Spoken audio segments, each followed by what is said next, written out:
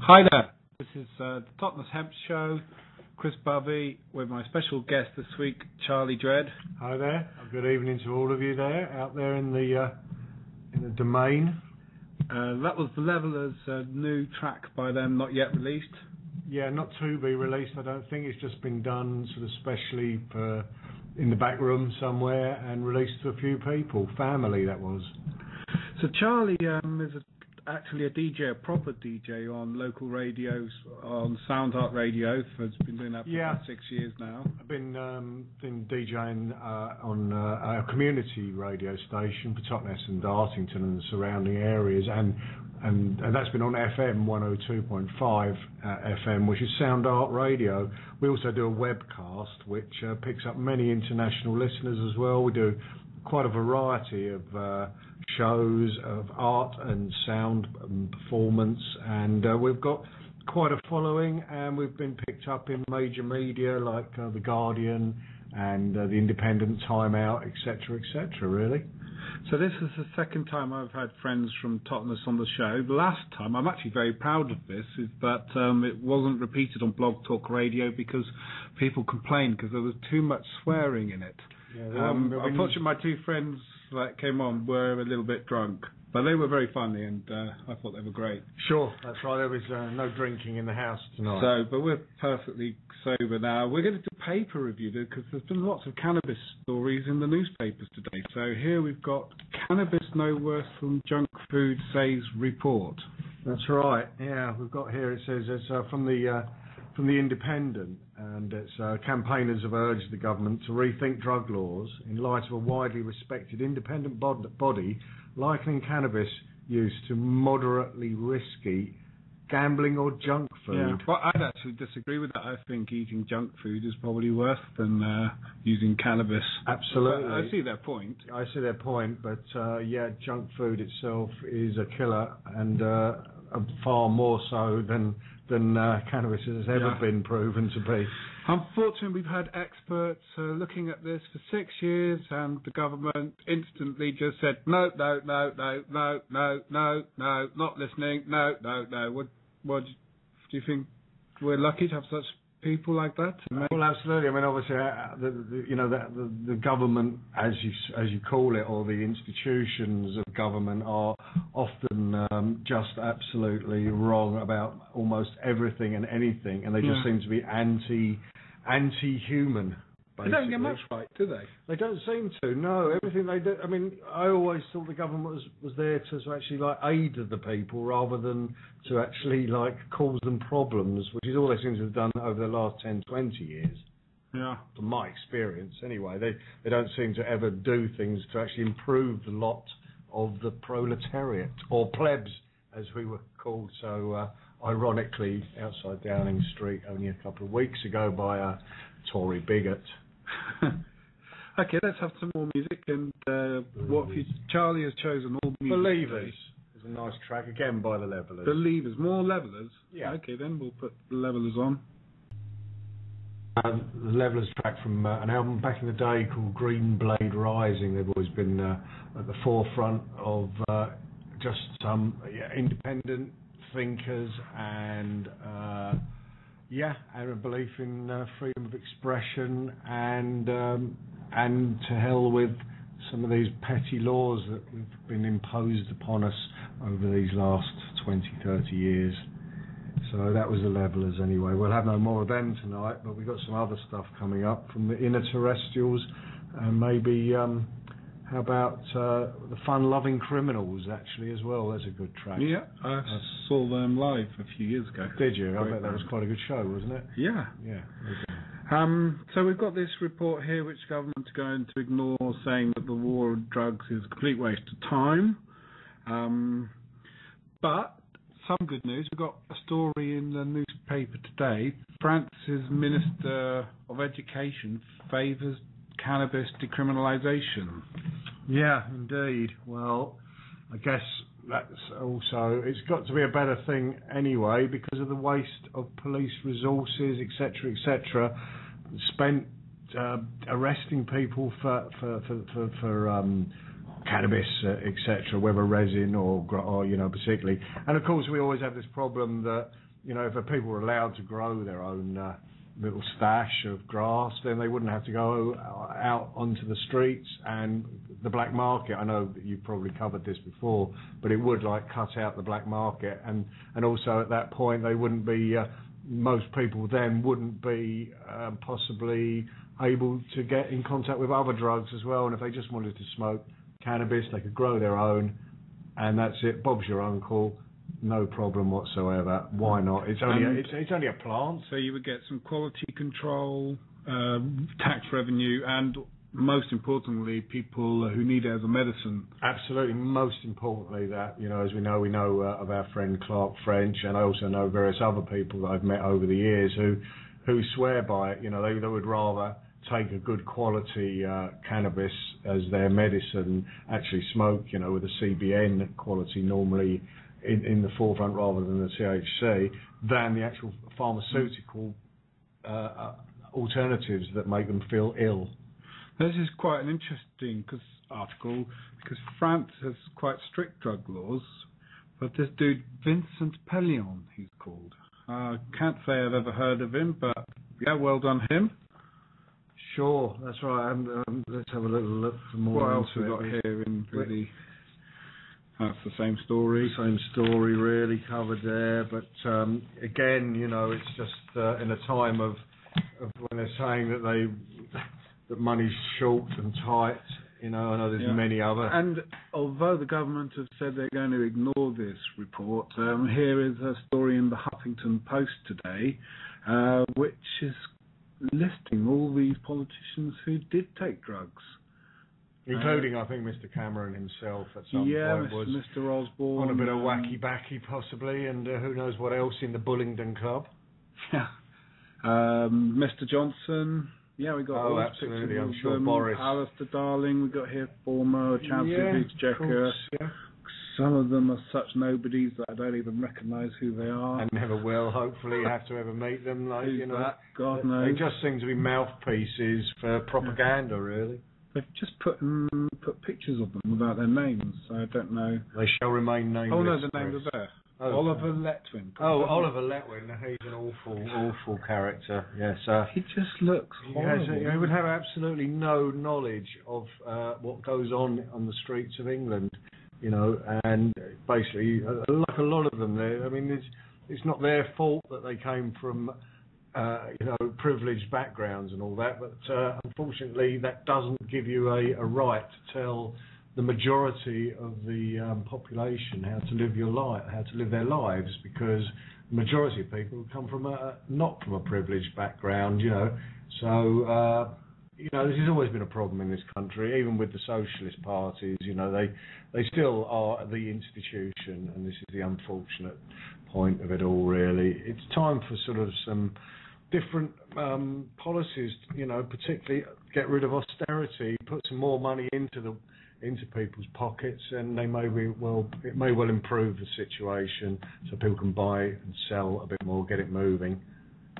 Yeah, something along those lines. And of course, like the decriminalisation of cannabis, that could absolutely help. There could be, like there is in taxable run cafes, shops, etc. And then the quality control is there, and revenue would be there. And of course, not just from the smoking point of view, there's also the hemp itself, as a biofuel, as a fibre, it's many multiple uses, and it would. But unfortunately, I guess that the purse strings are still with the oil industry. Unfortunately, this time it was put to a stop. Really, that's really most what I've got to say there on that point. Well, let's have some more music then. Then we'll have maybe some Joy Division from back in the day. Oh, yeah, okay, right. Well, that was, again, we had from back in the day, the beautiful Joy Division, who turned into New Order. That's 30 years ago, and still quite a fresh track. Yeah, I've been DJing really all my life, from the age of about 17, 18, and I'm now sort of like in my early 50s.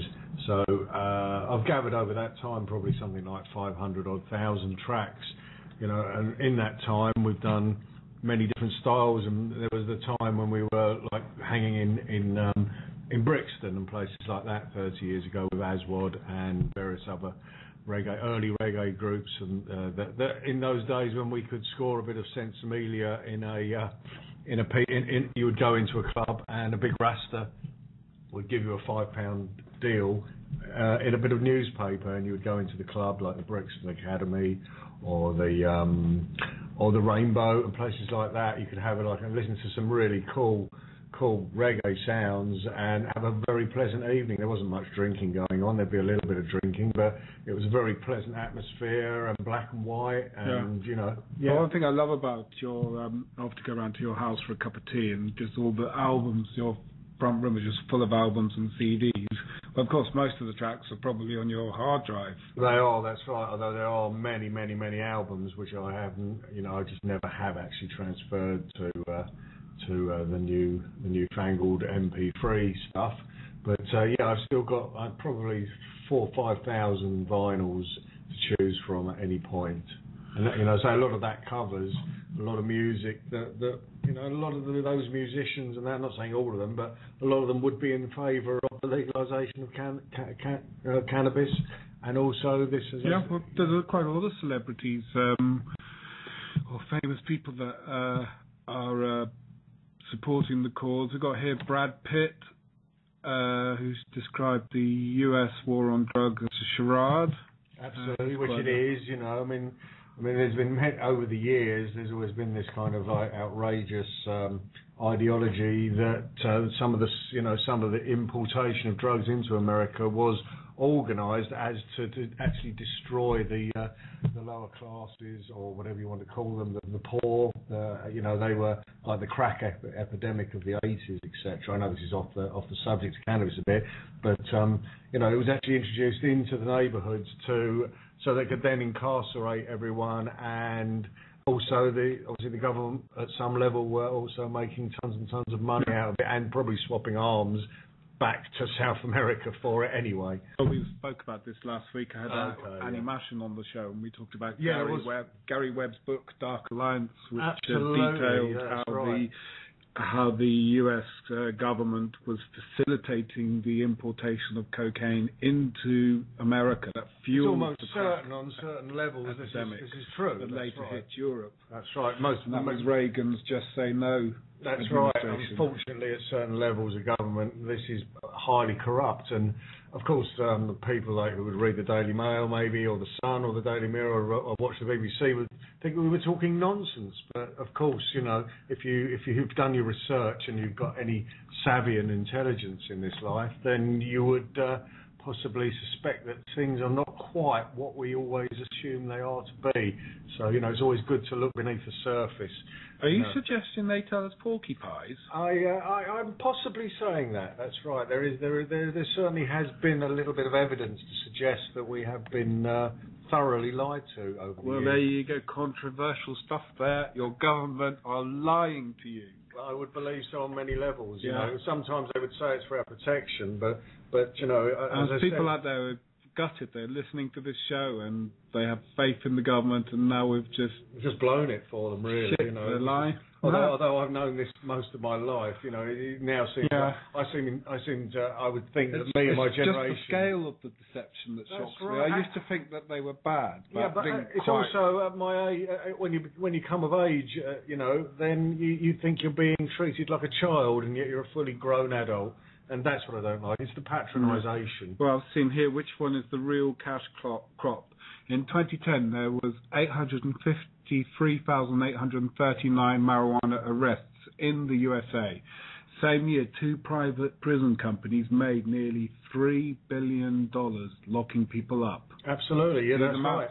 And not only that, these private prisons as well are knocking out. They're getting all these poor buggers who've been caught with a spliff or a couple of plants to make cheap products to flog out to the general population. So really, it's modern day slavery.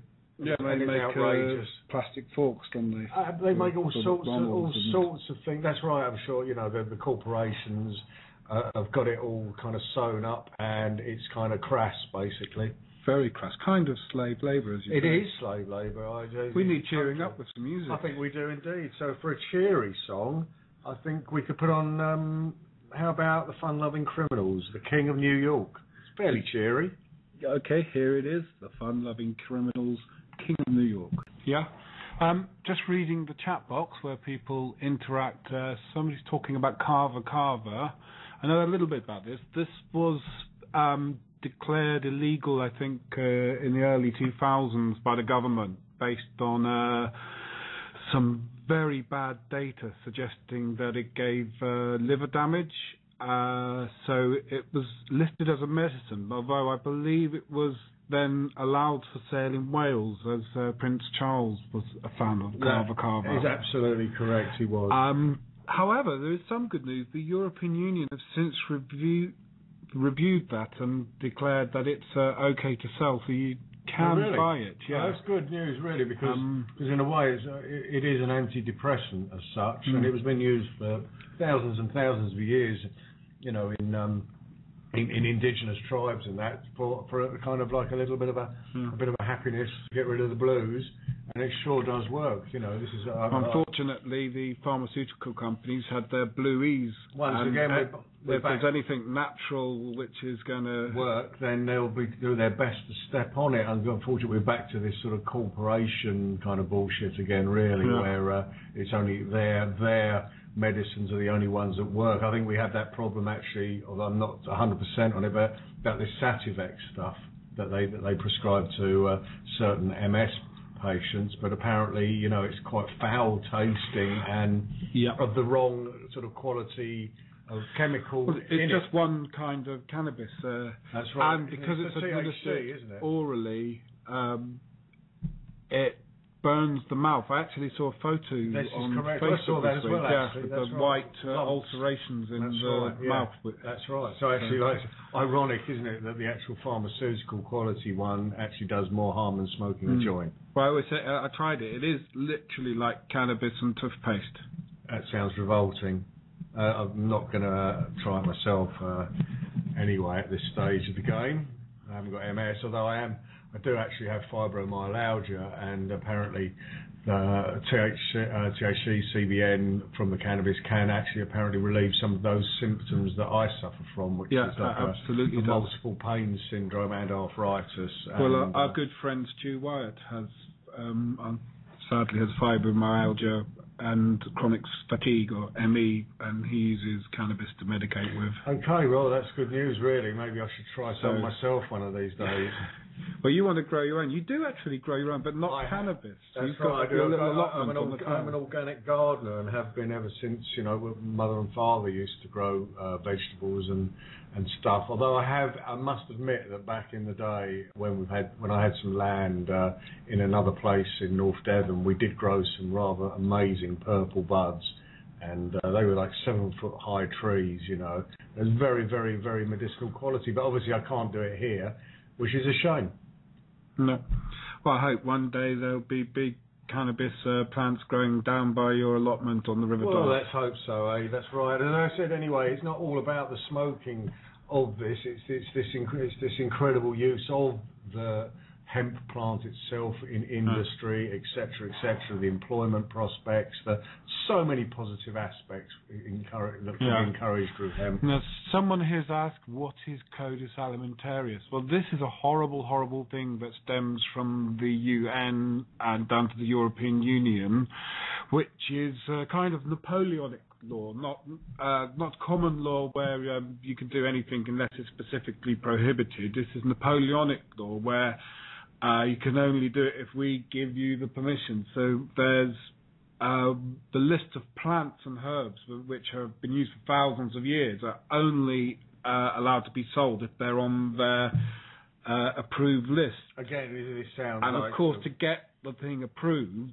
costs a hell of a lot of money. So only the big pharmaceutical companies can afford to get the herbal products. Indeed. Again, here we go again. And often they make the permitted level so low that it renders the product useless. So people think that, that's not been banned because they still see it on the shelves in Greenlight. But it's actually of a useless quality, possibly, and also, well, and again, it just comes down to this thing. Well, what is going on that they have to interfere with nature? Why can't we just live at one with nature?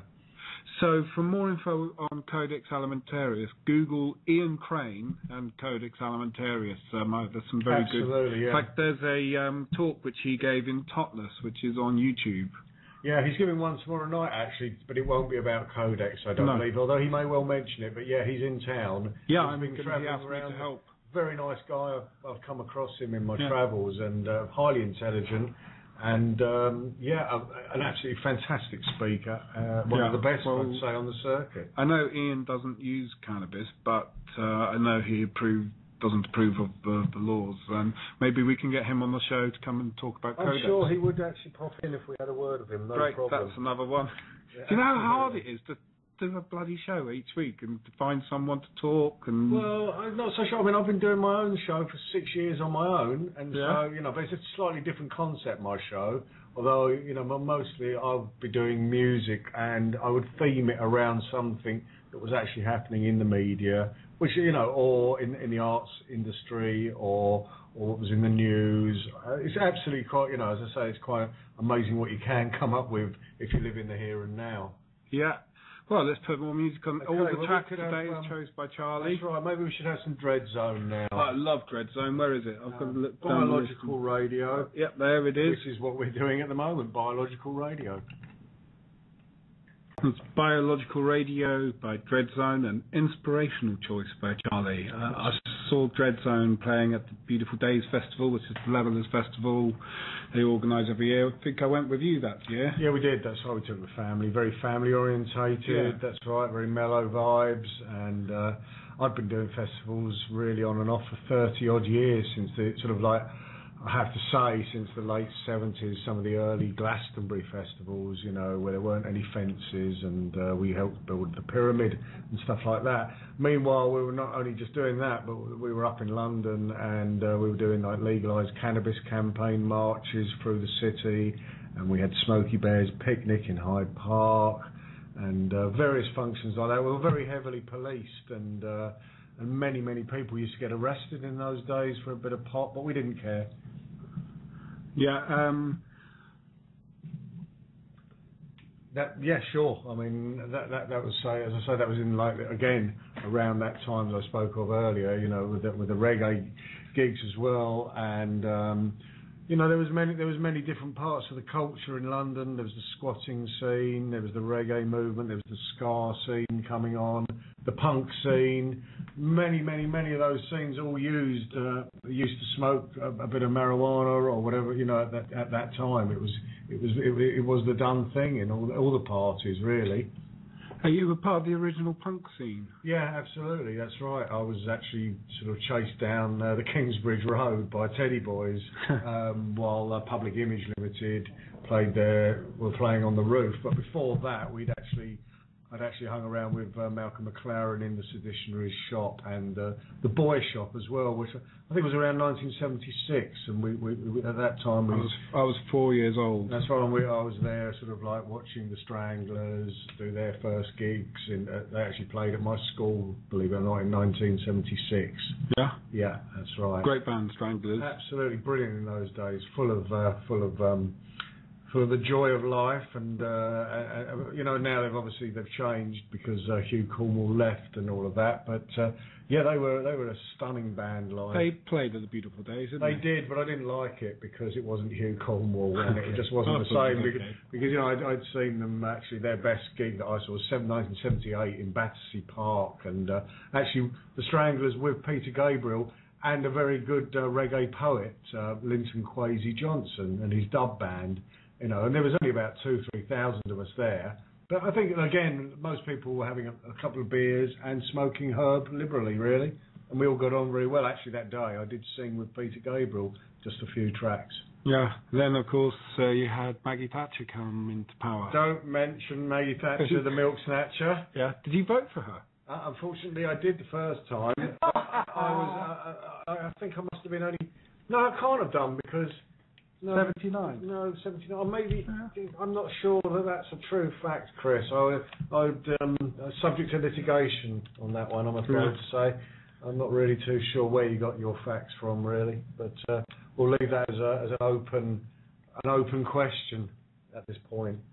What do you think of the current lot? Mr. Cameron and absolute. Well, I can't. The words obviously I'm not going to be using on this. I think they're certainly arrogant and as I say, out of touch with reality, and also just puppets of the kind of the bankers and the corporate whatever it is that's going on, and the squashing of people's rights, and this disgusting sort of welfare state reduction thing with ATOS and people dying. I think I read something today that.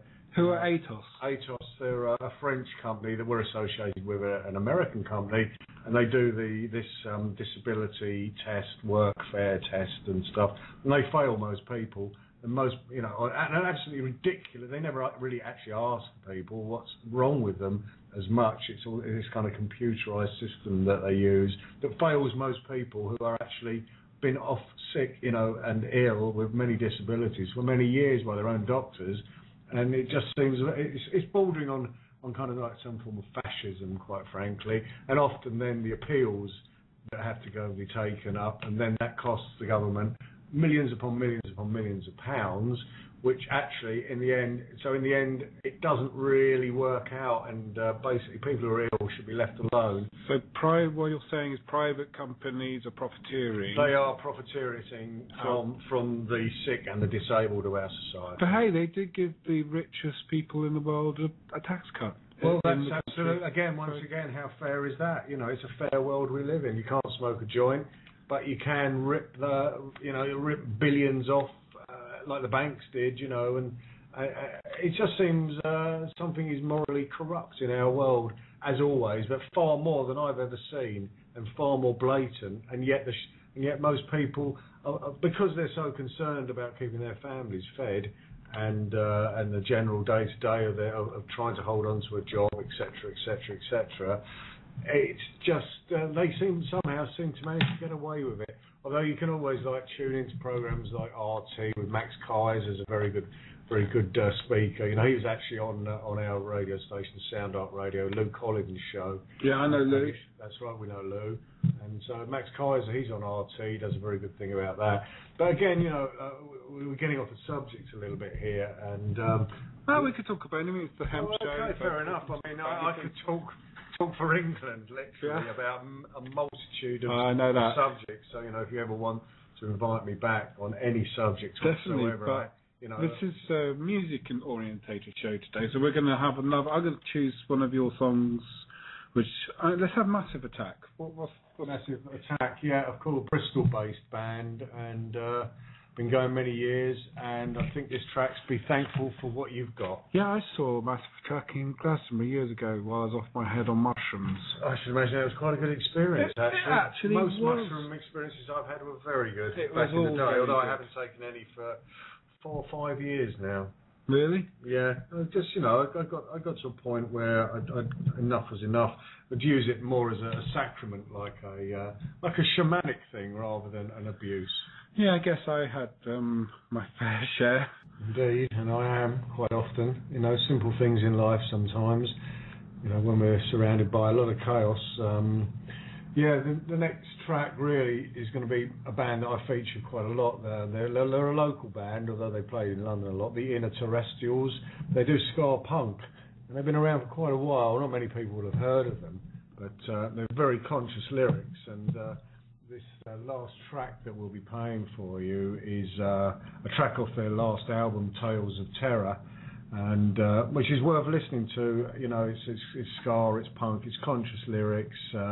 It's from the street and up, and it's like this last track anyway is a tribute to Brian Hoare, who was the anti-war campaigner who sat outside the Houses of Parliament for 10 years or something, near enough 10 years, I think. He got beaten up and harassed by the police. He refused to ever give in. He actually, I think, he died where he stayed as a positive protester against these insane wars on this kind of. The war on terror, or should I say the war of terror.